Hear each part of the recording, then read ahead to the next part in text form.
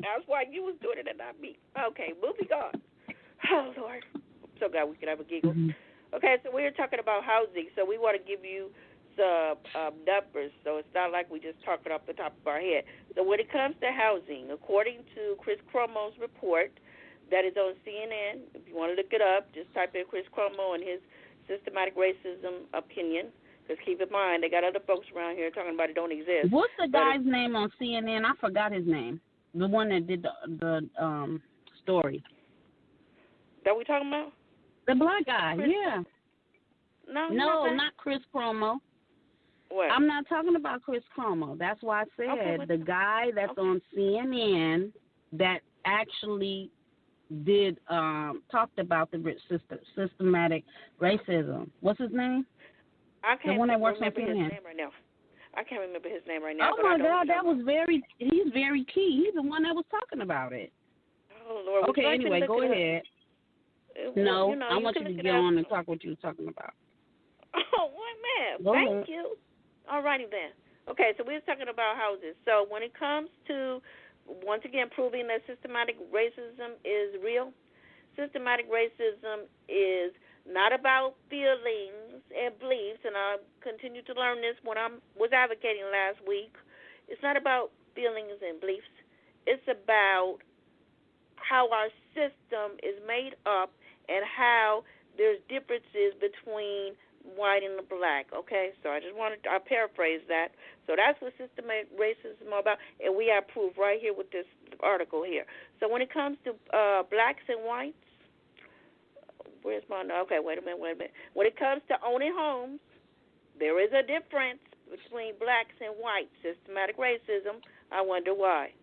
Blacks are less likely to own homes than whites. Did y'all hear me? Blacks are less likely to own homes than whites. Blacks, 41.3%. And then whites, it's 71.9%. A gap that has only widened since 2004. And blacks, they do not own homes. According to this story, they have to put down more money. They also, another reason why it's an issue for them to own homes, because according to these stats in this story, they got to put more money down than whites. Systematic racism is real, folks. Moving on. Well, also they another reason why they own less homes is because racial profiling. Okay. Within the systematic racism. So, in other words, when they realize that they are African American or black, because we say African American because that's what we are and that's what we are in America, but everybody's not African American and they are black. So,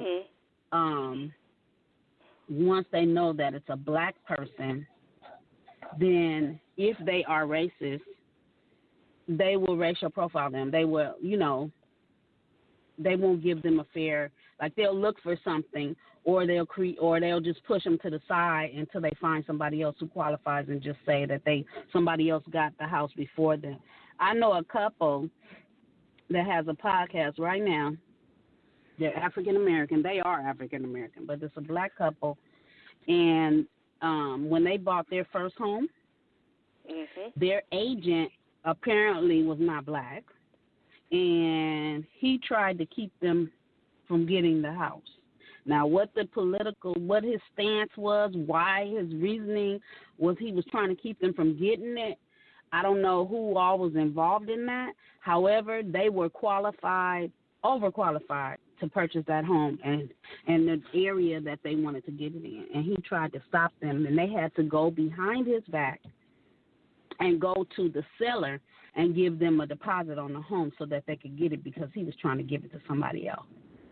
And the other people that he was trying to give it to were white.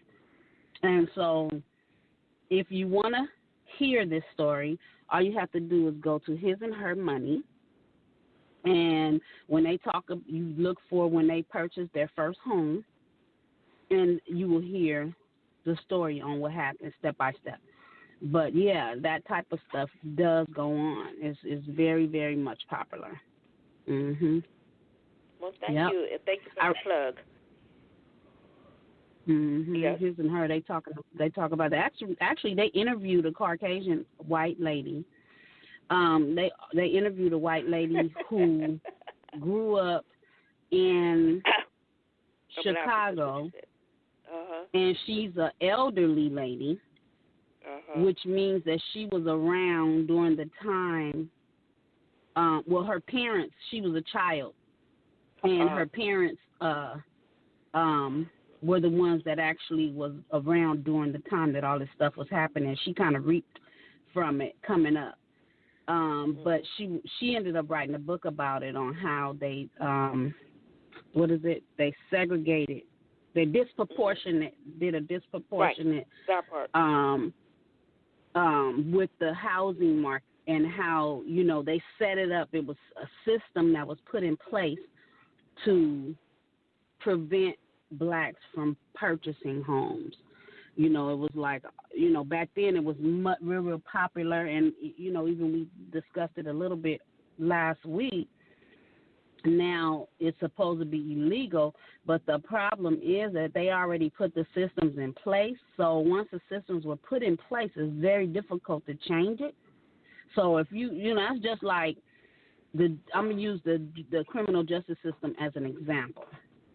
That's just like somebody that's poor or don't have no money, and they can't afford a lawyer, but they have to use a public defender. And then you have somebody who has who has money, who can afford a lawyer. You best believe it's going to be different representation going on. As a matter of fact, you can be wrong as two left shoes and have a lawyer and have the money to pay. Matter of fact, you can be somebody with money.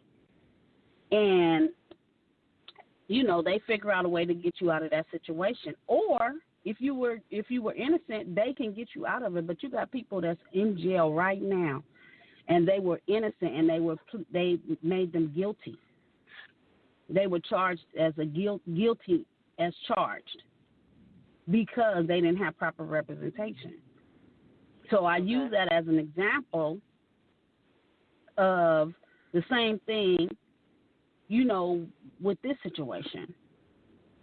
Okay. This is very fruitful. Before we go on, while Vicky was talking, I was able to get on my computer. Is the person you wanted to talk about Van Jones on the CNN? He's one of the black anchors on CNN. Was that the one you were referring to? The one that actually's been talking about systematic racism. That's what I'm talking about. Okay, Van Jones. Okay. So, moving on, when it comes to, let me go back to my notes. Oh, wait a minute, the phone. You there? Okay, all righty then. I'm here. Yeah. What'd you say? When he was what? I was going to say, he actually had talked about it on the other day, how he was really good friends with John Lewis.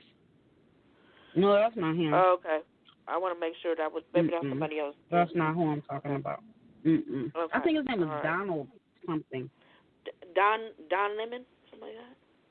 Yeah, I think that's him. Okay, I see that up here. Okay, so glad we got the right person now. Yes.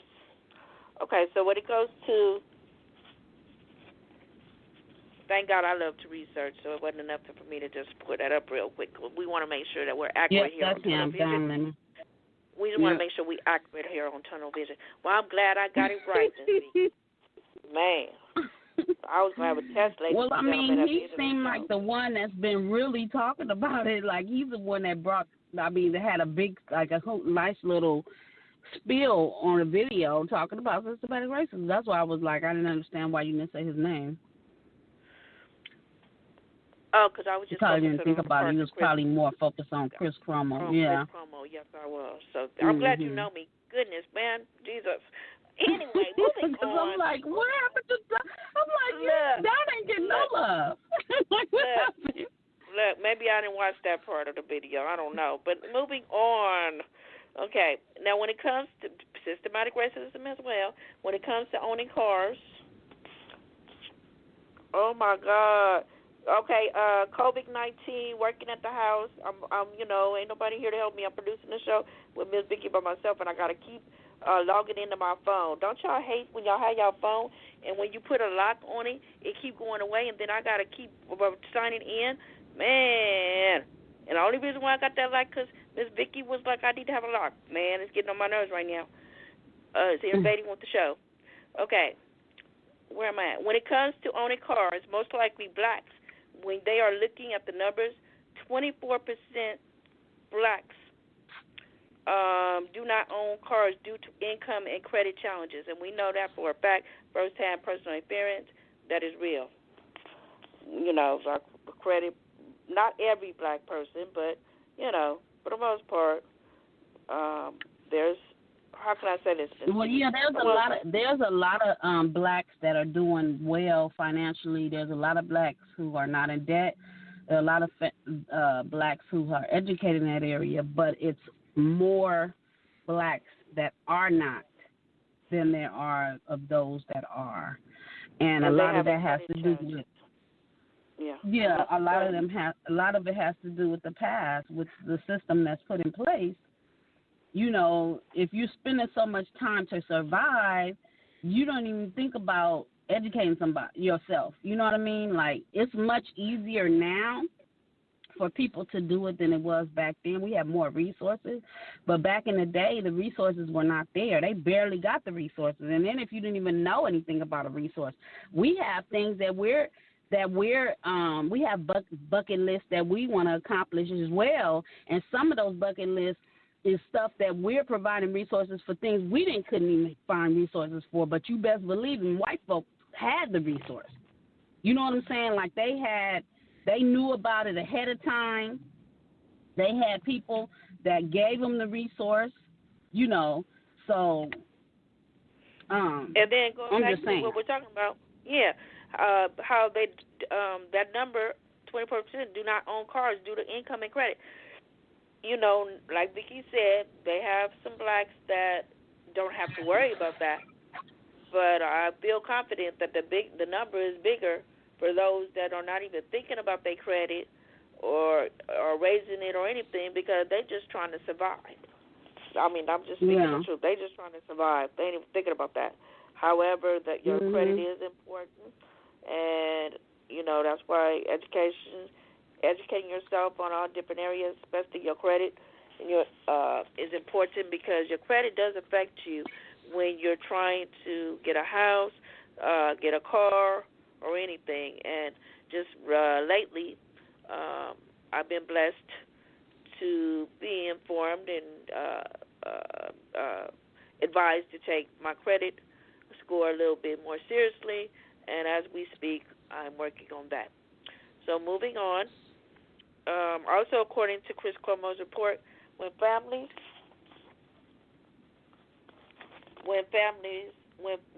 dynamic, when it comes to the family dynamic, black families work more, 75%, than white, which is 63%, even though they earn less, as stated earlier in the numbers that we shared, making it harder for black families to afford daycare for their children. And then when it comes to education, even with the landmark cases 58 years later between Plessy versus Ferguson, separate but equal, and Brown versus the Board of Education, mandated integrating in the schools. Place people of color in black schools $23 billion less than white schools. So we gave you a little history lesson. Go ahead. I want to say something about the school system. Go ahead. That right there is systematic racism at its worst. The way the schools are set up, oh my God. I know a young lady who graduated from a high school in a predominantly black and Hispanic neighborhood. And she thought she was a 3-point something, maybe like 3.2, 3.5. She thought she had that GPA. When it came time for her to transfer to the university, go to college from high school, they told her that she didn't have all the requirements. and her GPA wasn't up to par. And she didn't even know right away that she didn't know on time enough so that she can make other